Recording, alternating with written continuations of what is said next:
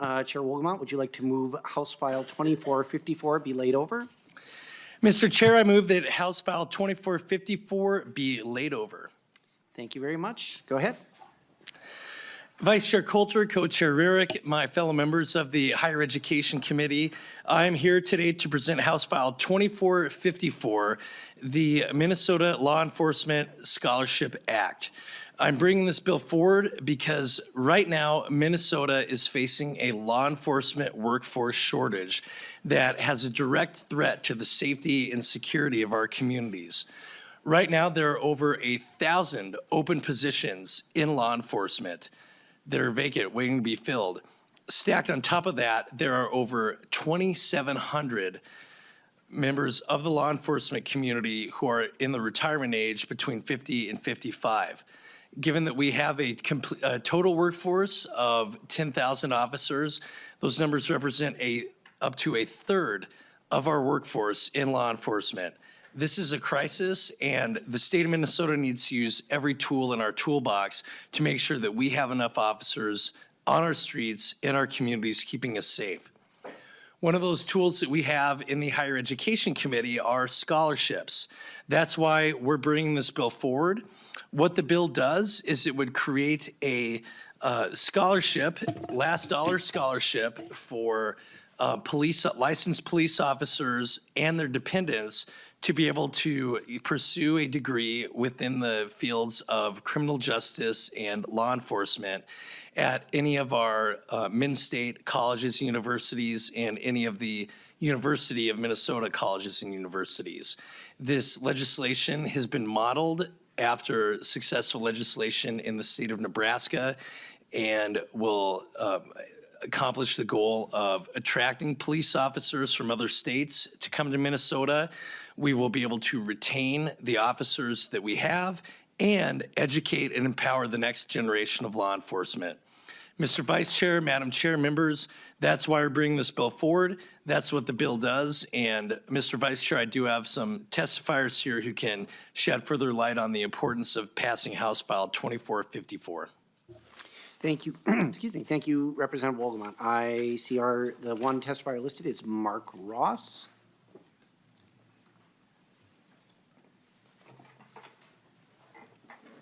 Mike's on. Yeah. Good afternoon. Please introduce yourself for the record and proceed. Good afternoon, Vice Chair Coulter, Chair Rarick. Thank you, committee members. I appreciate the opportunity to speak in support of this legislation today. My name is Mark Ross. I'm the president of the St. Paul Police Federation. I've been a police officer in the city of St. Paul for 24 years. I am also on the board of directors for the Minnesota Police and Peace Officers Association. For several years now, many of us in our profession, along with several lawmakers, have been looking for ways to recruit and retain police officers, and this is a great step in that direction. We have a lot of trouble coming up with ways to both retain our current officers and attract new officers, and this is a great way to do that. I can tell you right now in St. Paul, we are down about 75 officers. Over in Minneapolis, they're down about 400, and statewide, we are down 1,000. What a bill like this would do, specifically in St. Paul, is we have people that are on the cusp or at least eligible to retire. We would be able to retain several of those officers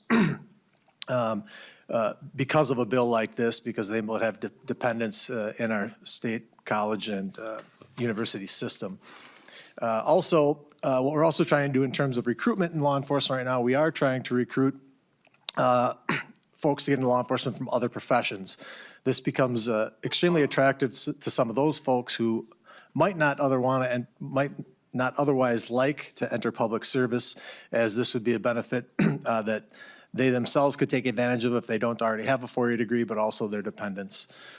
Again, on behalf of the MPPOA and police officers throughout the state of Minnesota, we very much support this. And again, this is a great step forward in dealing with our recruitment and retention issue. We truly are on the cusp of a crisis here within the next 5 years if we don't begin to fill our ranks. Again, thank you very much, and I'm happy to answer any questions that any committee members may have. Thank you, Mr. Ross. I am not seeing anybody jump forward. Any questions for Mr. Ross? That was the only testifier we had signed up. Are there any members of the public who would like to testify on House File 2454? Not seeing anybody else up, so we will close testimony, move on to member discussion. Representative Novotny. Thank you, Chair. Chair Wolgamott, what happens to these funds if they don't get used up in the first part of the biennium? Will they roll over? Will they cancel back?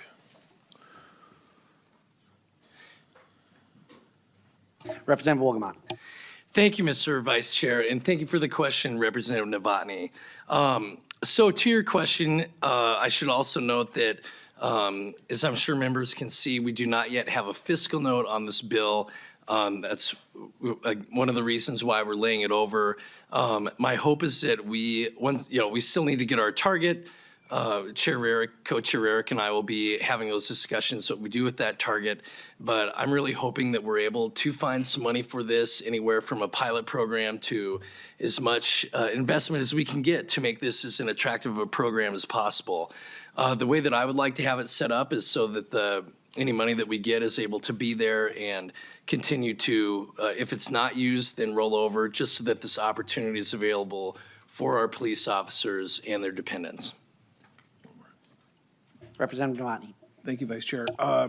Chair Wolgamott, one more question. Okay, so this is a last dollar program. Can this be used in connection with like the IC Poet grants if we extend that again? Or how would that play in with this being a last dollar grant? Chair Wolgamott. That's right. So it says in the bill that it is, it's last dollar. So all other gift aid that's available would be applied before the application of this scholarship. Thank you, Chair. That's it. Members, any further discussion? Chair Rarick. Thank you, Mr. Chair. So I know that OHE has transfer authority, and so if there is a grant that's underutilized, that it's possible for them to move that to a different grant. So I'm not sure that it's written in that way. I was looking through the language and I didn't see that, but maybe if we have one of our nonpartisan staff kind of answer that, because that is a possibility. So when, like I said, when grants aren't fully utilized, there's a transfer authority within OHE, but it's defined, and so I'm not sure if this is in that definition. I'm wondering if our nonpartisan staff knows that answer. Hopefully I've talked long enough for you to look it up. Mr. Hopkins. Mr. Chair, members, so typically the Omnibus Appropriations Act that the legislature passes gives the Office of Higher Education transfer authority to transfer unencumbered balances for various programs to other programs that OHE administers. So that could be addressed in the Omnibus Act if this program is included. Thank you. But it's not a default or anything like that. Chair Rarick. Thank you, Chair. Thank you, Mr. Hopkins. So something else we can discuss too, if we find some money in the corners and cracks of our budget for this, that we would, I would defer actually to the Public Safety Chair, because I'm assuming, just as you had said, that you really don't want it to transfer out somewhere else, and so that should be addressed. So I just want to get that on the public record, that your desire, and it sounds like the Chair of Public Safety's desire, is that it be used and encumbered for this grant and not move somewhere else. So we'll have to address that in the omnibus. Thank you, Chair Rarick. Chair Wolgamott. Yeah, that's correct, Madam Chair. Thank you. I look forward to doing that work with you and making sure that we have the legislative intent of any dollars that we are able to get for this scholarship are specified for the scholarship and for the recruitment and retention of police officers in Minnesota. Thank you. Any further discussion? Not seeing anybody. Chair Wolgamott, any closing comments? Well, thank you again, Mr. Vice Chair and Madam Co-Chair and members of the committee for the opportunity to present this bill.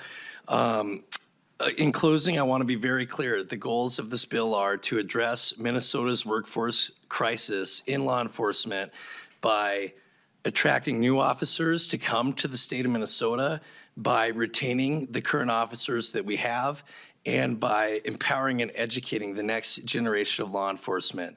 That's what this bill will do, and I'd like to thank Officer Ross and all of the police officers across the state of Minnesota for the work that you do to keep us safe, and we want to have your back here in the legislature. Thank you, Mr. Chair.